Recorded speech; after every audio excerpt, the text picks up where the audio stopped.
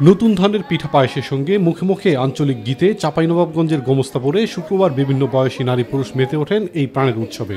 হারিয়ে যেতে বসা ঐতিহ্য ধরে রাখতেই রহনপুর পৌরসভার বাবরঘুন গ্রামে স্কুল শিক্ষক মমতাজ বেগম নিজ বাড়িতে গত 14 বছর ধরে করছেন এমন আয়োজন। আয়োজনে যোগ দেন গ্রামের বিভিন্ন বয়সী নারী পুরুষ।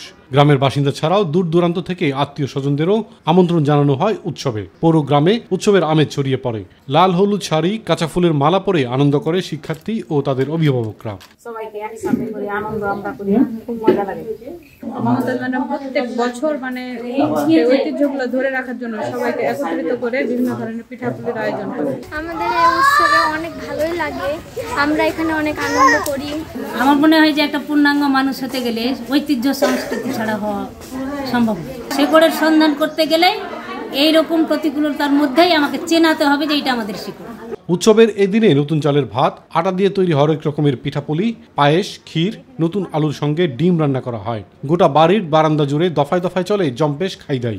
খাওয়া শেষে বসে গানের আসর। জোয়ান বুড়ু সবাই খালি গলায় গীত গায়। বিশ্বে শান্তি আনব মোরা এই করেনু পণ, ভাববি সম্বাদ হিংসা দেশ ভুলে যাব রণ, শান্তি পাবার লাগে মৈত্রী করব স্থাপন। গৃহিণীদের আয়োজিত নবান্ন উৎসবকে সাধুবাদ জানিয়েছেন বিশিষ্ট জনেরা। আমি এসেছি শহর থেকে, এই গ্রামে এসেছি, আমার একটা ভিন্ন অনুভূতি। এখানে মনে হচ্ছে যে অদ্ভুত একটা পরিবেশ আমরা পেলাম। আমাদের এই আয়োজনের মধ্য দিয়ে এই নতুন প্রজন্ম কিছু হলেও জানতে পারবে যে এই ধরনের খেলাধুলা ছিল। নবান্ন উৎসব শুধু নির্মল আনন্দের খোরাক নয়, এর মাধ্যমে বাড়ে ঐতিহ্যবাহী সংস্কৃতির চর্চার ক্ষেত্র।